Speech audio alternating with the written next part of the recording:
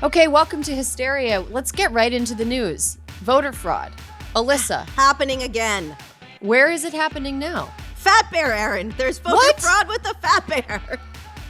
Okay, I'm going to need more information. Okay, Fat Bear Week was rocked by scandal over the weekend after organizers in Alaska uncovered voting irregularities that were meant to skew the results of a pivotal semifinal. Okay, so Fat Bear Week just concluded, right? Yes.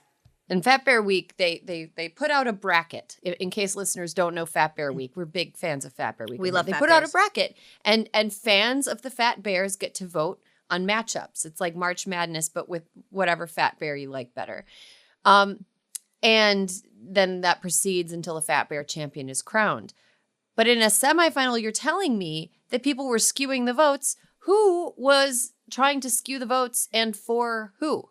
Well, Erin, it's all very complicated, but I'd like to say that Katmai National Park announced on Twitter, showing themselves to be a model of democratic transparency, that there were issues in its virtual ballot box, which was stuffed in Sunday's contest between Mammoth 747, who went on to win, and the blonde-eared Holly. Holly has won in the past, right? She has. I'm not going to lie. I had Holly in my bracket. I had Holly going all the way. But 747 doesn't have a name yet. 747 is like an upstart newcomer. 747's been around a little while, but still Okay. 747. That's a great name for a fat bear, by the way. A 747. That's an airplane name for a big fat bear. I love it. But the poll workers caught the fake votes in a timely fashion. So it was just online people trying to like rig the system. Honestly, this is going to sound... I thought when I first read about the Fat Bear Week voting scandal that the votes were going to be in favor of allowing a male bear to win, because I've been so poisoned by the internet that I'm like, of course they're tanking the powerful woman. But no, people were in the tank for Holly, and I need to check my internalized biases. That's exactly right. Even though, I was pulling for Holly, but only fair and square. Yeah. And then last year's champ was Otis, correct? Yes. And right.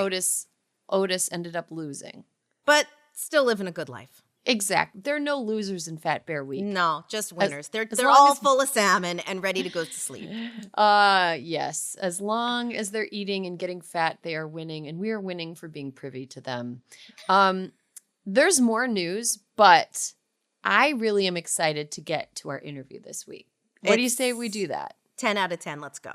Okay.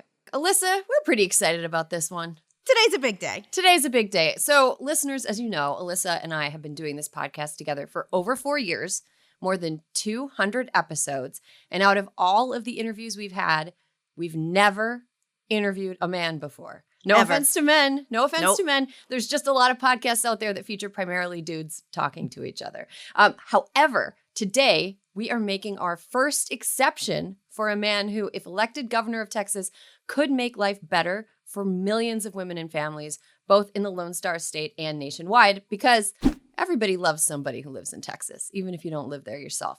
I'm speaking, of course, of Beto O'Rourke, a former member of Congress and founder of Powered by People, an organization that fights for democracy and democratic victories by registering and engaging with voters and current candidate to become the first Democratic governor of Texas since Ann Richards left office in 1995. Beto O'Rourke, welcome to Hysteria. It's so good to be with you, and it's such a big honor. And I thank you for allowing me to be the exception to the rule, and for doing it for all the right reasons, given the number of women under attack in this state right now. And on the other side of that, really the great things that we could do, not just for people in Texas and not just for those who love people in Texas, but given the outsized role that Texas plays in our politics and in our country's future. I don't know that there's a more important moment and a more important place than what's happening now in Texas. So thank you so much on behalf of all of us here. Well, you broke a glass ceiling today. Beto, your opponent, Greg Abbott, has been governor of Texas for 8 years. And his tenure, to be perfectly frank, reads like a new verse of We Didn't Start the Fire, written specifically about Texas. So can you walk our listeners through a few of the crises that Abbott either directly caused or ineptly botched? It's a long list, as you said. It's been 8 years. And, It was 19 months ago when the temperature dropped in Texas that the power grid, which he had been warned about because it had all these underlying vulnerabilities that had not been fixed, absolutely failed us. And the lights went out, the heat stopped running, water stopped flowing because it was frozen in the pipes for millions of Texans.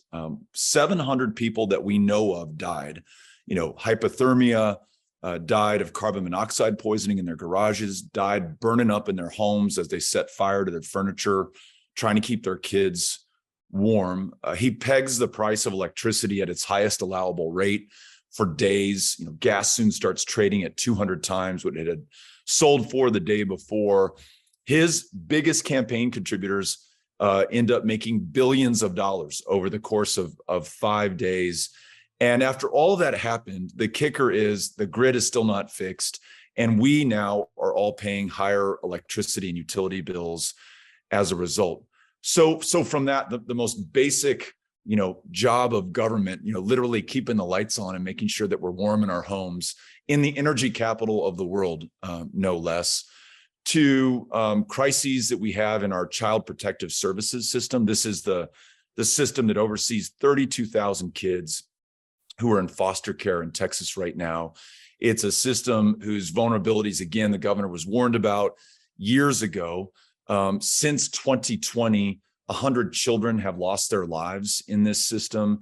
Hundreds more have been abused, have been raped, have been trafficked. It's really awful, and it's happening to the most vulnerable among us. Add to that we now lead the nation in the number of school shootings, gun violence, the leading cause of death for kids and teenagers in the state of Texas.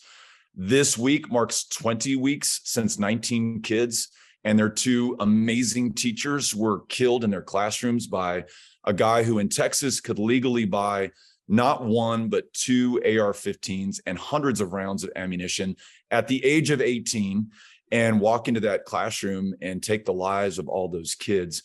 5 of the worst mass shootings in U.S. history have happened in the last 5 years. And the only thing that Greg Abbott, our current governor, has done is make it easier for people to buy a gun, people who shouldn't have a weapon to begin with, and carry them openly on our streets.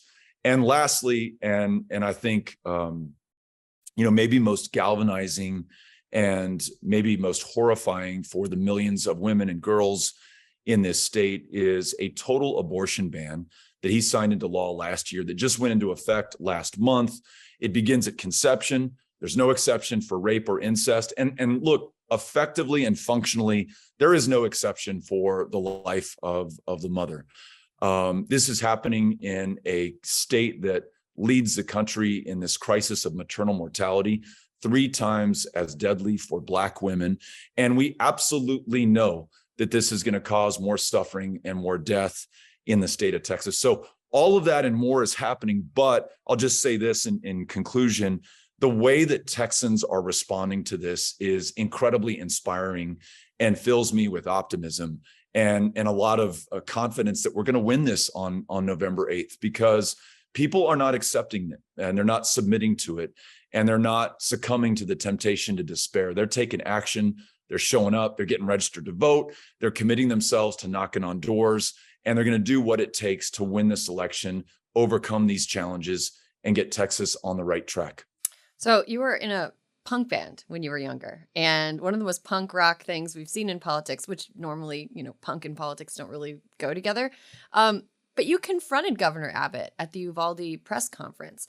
Can you walk us through what made you decide to confront him that way and how it felt when the words were coming out? And do you think more progressives should embrace that sort of confrontation?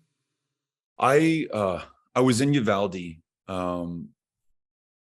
the day after that shooting. I had raced to get there as quickly as I could, heard that the governor was holding a press conference, and just decided to go. I wanted to hear what he had to say. I'd been at press conferences or at public meetings that he had held after El Paso, when 23 of my fellow El Pasoans and human beings were slaughtered in a Walmart on the 3rd of August, 2019. I'd heard the press conferences after Santa Fe High School, after Sutherland Springs, after Midland, Odessa, after all these mass shootings. And in each instance, he committed to doing something that would make it less likely that this would ever happen again. And then it happens again. And so I came to listen to him, and I wanted to know what is going to be different this time. And his opening words were, "It could have been worse," which for any of the parents that I've had the chance to meet and listen to and work with, and now I'm following their lead as they make sure that this doesn't happen again. There couldn't have been anything worse that he possibly could have said. He tried to kind of blame it on mental health care issues when we're 51st in the nation in mental health care access. And the month before Uvalde, he took $211 million out of the state's mental health care budget. He lauded law enforcement for their extraordinary response. We now know there were hundreds of members of law enforcement who for more than 70 minutes were on the other side of an unlocked door while kids were bleeding to death alongside their teachers. And as he finished, I just felt compelled to stand up and to say, look, the time to stop the next mass shooting is right now. And, I wish I had stood up in El Paso in 2019 or Midland, Odessa the month after that, or Santa Fe High School before then.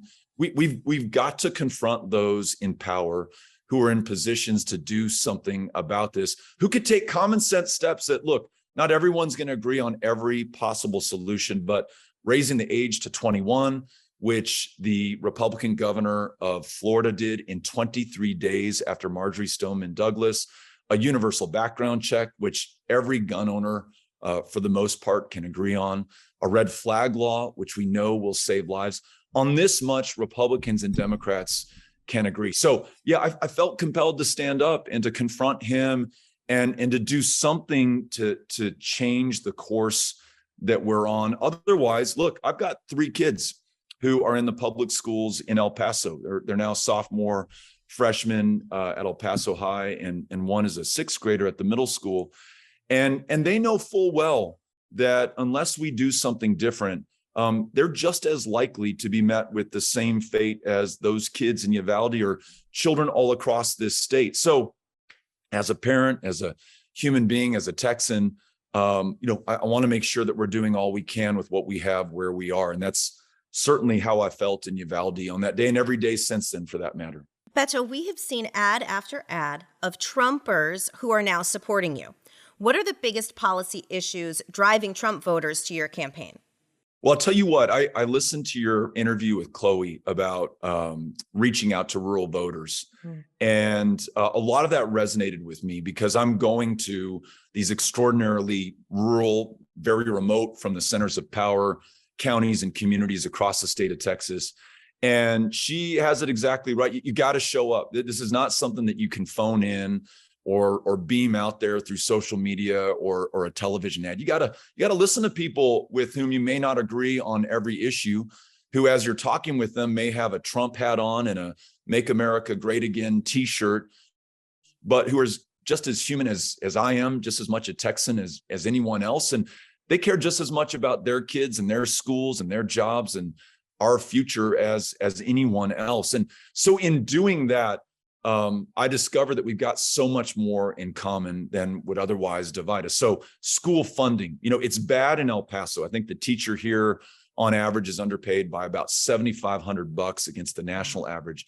But you go to Montague County in rural North Texas, that teacher's down $16,000 a year. She's working a second, maybe a third job to make ends meet. When I show up and say, listen, we are going to prioritize school funding and stop this effort to move your public tax dollars into private schools through vouchers, I get heads nodding and people saying, hey, I like this guy. And you know what? The governor has never shown up in my community, people will tell me. And you're the first statewide, anybody, Democrat, Republican, or otherwise, to show the common courtesy of coming out here to listen to me and find out what moves me. 16 hospitals have closed down since Greg Abbott has been governor in rural Texas. When I go to Bowie, Texas, and I knock on the door of a guy and he says, my wife had a stroke, and that hospital that was 2 miles away from us closed down. And luckily we were able to airlift her to the next county and we saved her life. But honestly, I just this week met a young woman on our college tour who told me that her grandmother, who lives in Montague County, died because they couldn't get to a hospital in time. These are deeply personal, emotional, nonpartisan issues. I mean, your grandmother's life, I mean, it transcends everything out there. And if I'm not there to show up and listen and learn about that, then we're not making these connections. So healthcare, school funding, legalizing marijuana, having the backs of our veterans and making sure they get connected to the care that they need here in Texas, ending the extremism. And look, something that maybe you ask about Democrats, Democrats may try to curtail their message or, change course when they're in rural Texas. If I try to leave a meeting in Canadian Texas, in the Panhandle or Spearman or Dalhart or Dumas or Pampa, and I don't talk about abortion, someone's going to stand up and say, hold on a second, Beto. You have failed to address the most important issue for my life and my daughter's life, the fact that I can't make my own decisions about my own body and my own future. I have found that even that issue is universal across the state of Texas. But if I don't show up to listen to and work with the people who are going to win this election, then not only have I not earned their votes, they're not going to knock on those doors or reach out to their fellow Texans. So I have found that the divides of partisanship, of geography, of really anything else are really so shallow, and they are transcended by showing up and being there with people. Not easy to do in a state like Texas, but thankfully we love doing it, and we've got the ganas to get out there and make it happen. And we're fortunate that we've got 95,000 volunteers across the state who are helping us to make it happen. In 2018, Ted Cruz beat you by about 2.8 percentage points. And right now you're breathing down Abbott's neck, but he's still ahead in the polls. How do you win this time? We're doing a couple of things differently. One is employing data, which I didn't use in 2018, in an electorate that might produce, 10, 11 million voters, having a better understanding of who those voters are, where they live, what their history has been in the past. To give you an example, 500,000 Texans in 2018 voted for Greg Abbott for governor, and those same 500,000 Texans voted for me for U.S. Senator. So we split the votes of 500,000 people the last time we were each on the ballot. Those are persuadable swing voters. I absolutely want to be on their doors.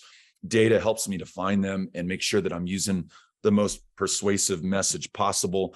Another thing that I probably in hindsight could have done a much better job of in 2018 was really prosecuting the case on Cruz.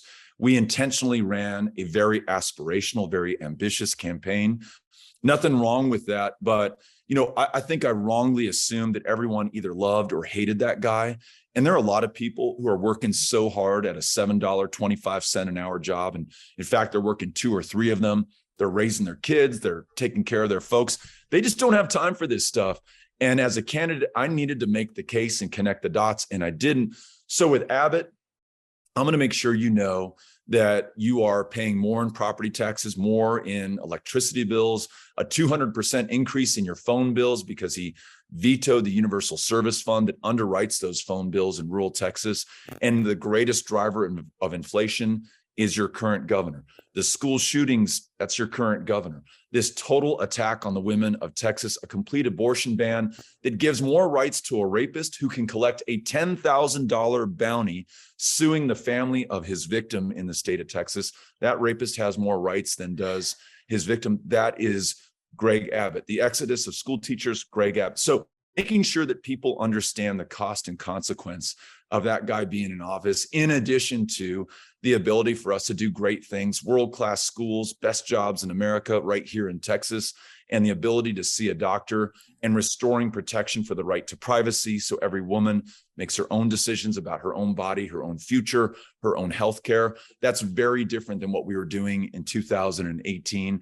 And then lastly, I just think we have the extraordinary good fortune of a very motivated electorate. I remind people, I was just at Texas Tech in Lubbock yesterday and said, look, do not be deterred by, for example, this total abortion ban.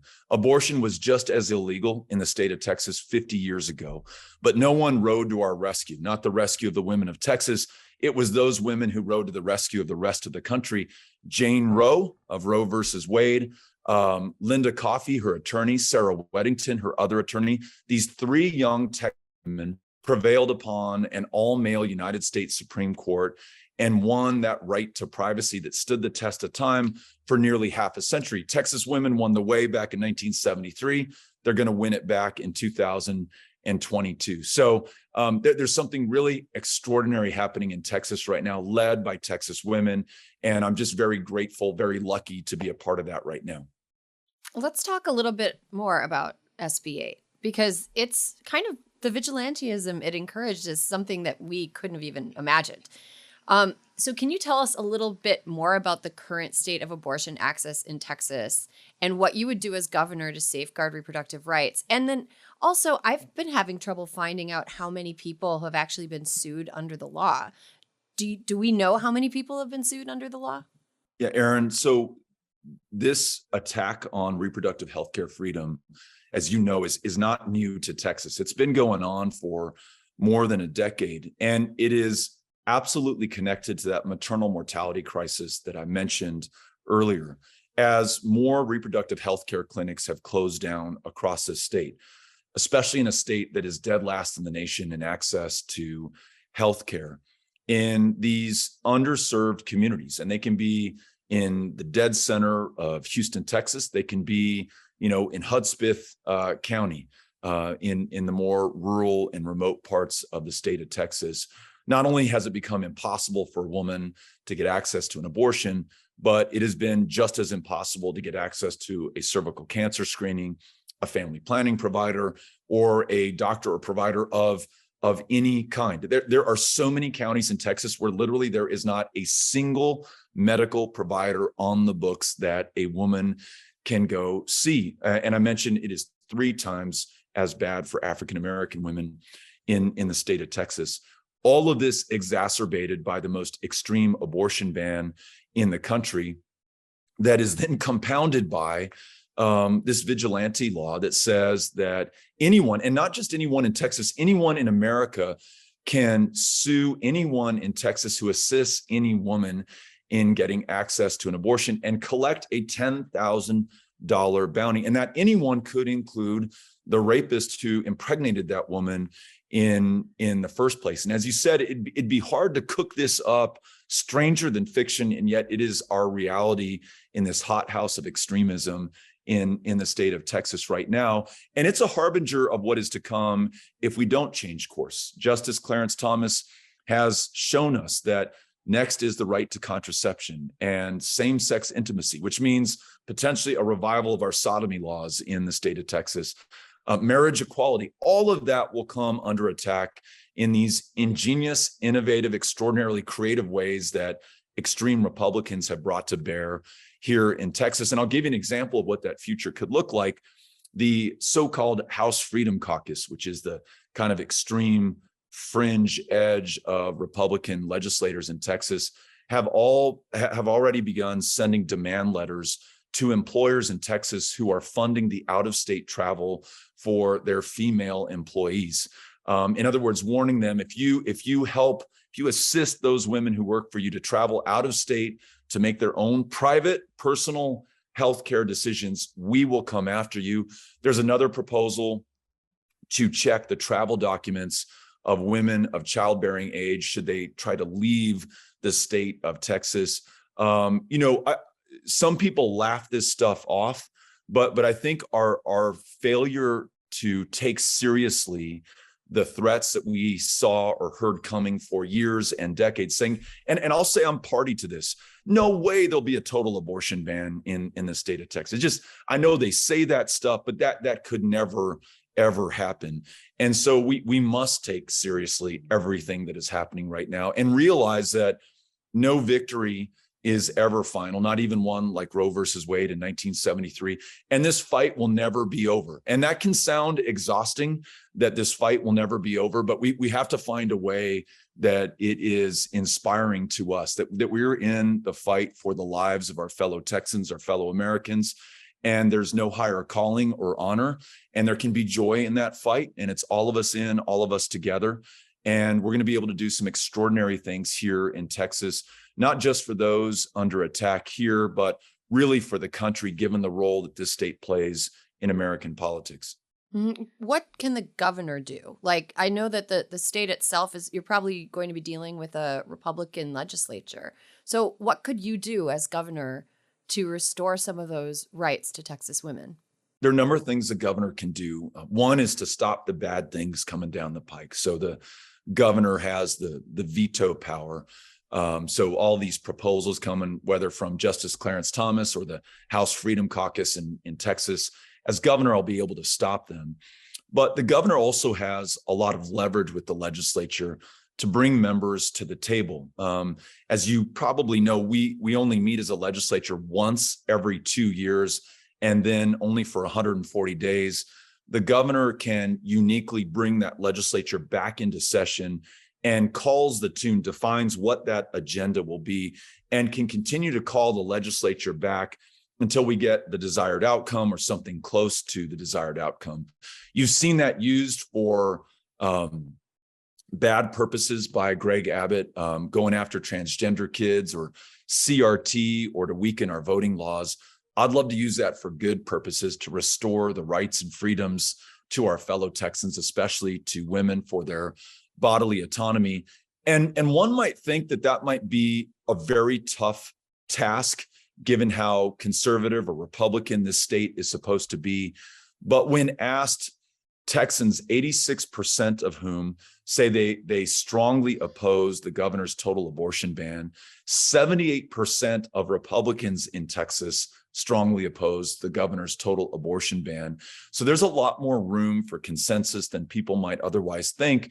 And as you all know, the number one imperative for every Republican or Democrat, for that matter, in office is to win re-election.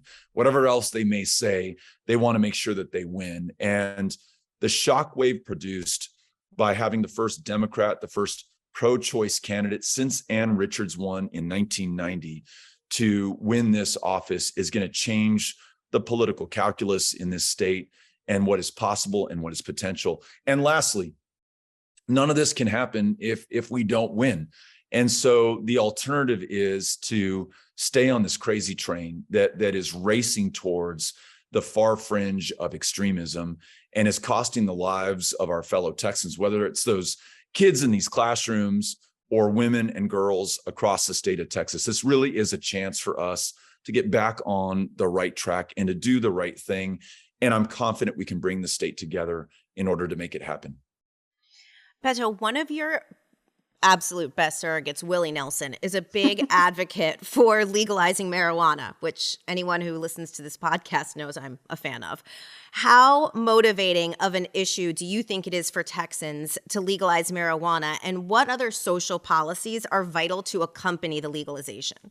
Very motivating among young people, which is what I would have expected and assumed, and it's been confirmed. But I can't tell you how many times someone's come up to me, 78, 85, 90 years old, and kind of in a whisper pulls me aside at one of these town hall meetings and says, hey, I didn't hear you talk about marijuana, but I have fibromyalgia and it is just horrible. I can't eat. I can't sleep. My symptoms are terrible. The drugs they prescribe just screw me up 9 ways to Saturday. But when I use marijuana, I feel better. I can eat again. I'm able to sleep. What are you going to do about this? Veterans who pull me aside and say, look, the VA will prescribe me an opioid and I don't want to take that shit because I can become addicted to it. I've seen folks I've served with die from this, but using marijuana makes me feel okay, but I'm a criminal in the eyes of the law. Beto, what are you going to do about this? So I now at every event say, look, when we win, we're going to bring this state together to make marijuana legal for all of those people and for all of those reasons. And also just for consenting adults who just want to be able to get high and not be locked up for doing that. But I also talk about this side of the dynamic, which is that though all Texans, of all races, of all ethnicities, use marijuana at the same rate, disproportionately, it's going to be Black and brown Texans who get stopped by police, who are frisked, who are found in possession, who are arrested, who are incarcerated, who upon release now have to check a box saying they have a conviction on every employment application form. It becomes close to impossible to get student loans or small business loans. Really, their options are severely narrowed and constrained, really only owing to the color of their skin. And so in addition to making this legal, we must expunge the arrest records for anyone who's served time for possession of a substance that's already legal in so much of the rest of the country. This country locks up more of its own than any other on the planet. This state locks up more of its own than any other state in the country. Disproportionately, those serving time are there for nonviolent drug crimes like marijuana possession, and they are Black and brown. I was in East Texas in a rural community talking to a Black barber who said, Beto, do you know how hard it was for me to get my barber's license? Because in 1972, I was found in possession of pot. How screwed up is this? I mean, this guy is just wanting to be able to run his business, hire other people in the community, and we are holding him back right now for no good reason. So it makes all the common sense in the world. And, politically, in terms of what's possible with the Republican legislature, we also know that Republicans like getting high just as much as Democrats like getting high. So there's going to be the political consensus to do it. Yeah, they just feel worse about it after this, probably. Right. Beto, you've been endorsed by Harry Styles. Got to say, I'm jealous. I wish Harry Styles would endorse me for anything. And you were at his concert in Texas.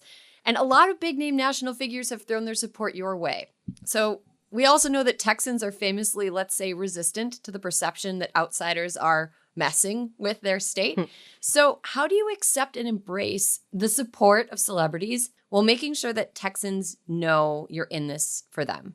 Yeah, going to that Harry Styles show at the Moody Center in Austin, that place is packed with our fellow Texans, right? And to have his support and to get that push from him was really just wonderful. And I can tell you that in the following days, as I went to college campuses in Nacogdoches, at Stephen F. Austin, Axum Jacks, or up at Wiley College in Marshall, or just as I'm walking down the street in Houston, so many young people who really weren't plugged into this campaign or really this race, or maybe didn't know there was an election taking place in Texas, or the issues that are driving, the turnout and the decision, they're taking notice, and they're now in, and they're curious, and they're coming out, and they're getting registered to vote. So that was a huge boost, and I'm so grateful to him. And I'll tell you what, I had a chance to meet him briefly backstage, and of course, I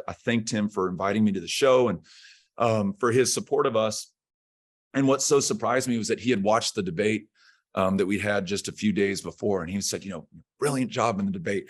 And whether he saw it or saw how cool that he's watching and paying attention. But I think he is, for the same reason that we're talking right now, that there's probably no state that has a greater bearing on this country's future, on the issues that matter most: voting rights, reproductive health care, freedom, gun violence. I mean, you name it, it is right here in Texas, and he's well aware of that. But you mentioned Willie Nelson, and I don't know that it gets more Texas than Willie Nelson or the Chicks, formerly known as the Dixie Chicks, that I just saw in the Woodlands. To have Natalie Maines up there on the stage, has such an amazing Texas pedigree of these extraordinary musicians from Lubbock and the Panhandle, throwing her support behind us as well. Casey Musgraves. I mean, so the list goes on. But whether you are a big time performer, whether you are your neighborhood leader,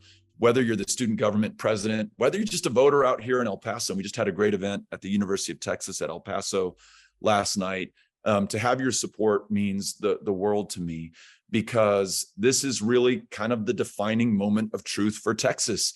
And what we do at this moment will determine our future and define us in the eyes of history and in our eyes of our kids for forever going forward. And I want to make sure that we come through. And again, the way that everyone's meeting this moment by standing up to be counted and doing their part, whether they're an entertainer, an athlete, a voter, another politician, it's really pretty inspiring. And it's cause for hope and optimism at a time that we really need cause for hope and optimism, given the darkness that has descended on this state. So I'm grateful for all of them.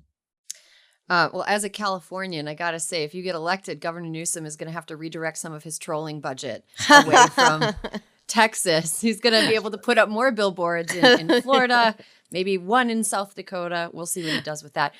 So, Beto, we like to end on a positive note. How are you recharging out on the trail? This is such an appropriate question because I just got back to El Paso last night, and we did this event that I just mentioned at UTEP. My mom, who's just amazing and we just discovered was diagnosed with a very serious cancer and is undergoing treatment and chemotherapy. Sorry. Lost her hair. And no, you know what? She's amazing, and she is so strong and so much stronger than I thought. But she came out to the event. It's the first public thing she's been able to do in months. And she looks so strong and so good and just made me so proud sitting next to my sister, Charlotte, my wife, Amy, and her kids were there. And then all of these folks in El Paso who I love and I've grown up with and have supported me and I've supported them. Here in my hometown, after being on the road for weeks in what has just been a brutal schedule, brutal for all of us, by the way, not me, for everybody who's running this race, running so hard. And no complaints. I love the number of communities that we get to visit, the size and the breadth of this state, the number of people who are turning out. But, it can kick your ass. And so coming back home, waking up in my own bed after being gone for so long, going out on a run with my son, Ulysses, and his friends, Angel and Miles, and Amy, and our dog, Artemis, this morning.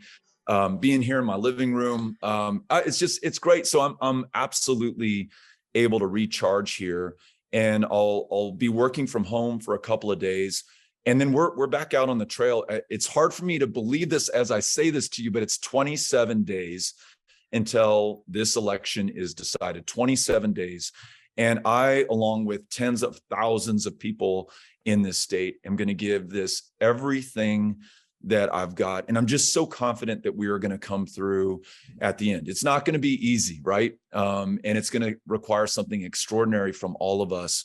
But given what's at stake, there really is no other option. And I know that from every person who's approached me and talked about what this election means to them in personal terms, the tears that have been shed of pain, of suffering, and also of joy. And folks who just realize that they're doing the right thing at the right moment in the right place. And beyond what it means politically and electorally, personally, for so many of us, this just could not be any more urgent or more important. So I feel so grateful to be back here at home and to continue these next 27 days starting from here. And very, very honored to be on your podcast and to have the chance to talk with you and to reach all of your listeners. And through you, I want to thank all of them, so many of whom have contributed or supported or signed up to volunteer, those who live in Texas, and even those who are outside of our borders in other states who are beaming in their love and support and encouragement. It means the world to us. And I just want to say thank you. Oh, well, thank you. Thank you. Beto O'Rourke. Thank you so much for being the first guy we ever interviewed on this podcast. And let your mom know we're rooting for her. Yes. We're thinking about her. That's really cool that she's still fighting, and best of luck. Thank you. Thank you both.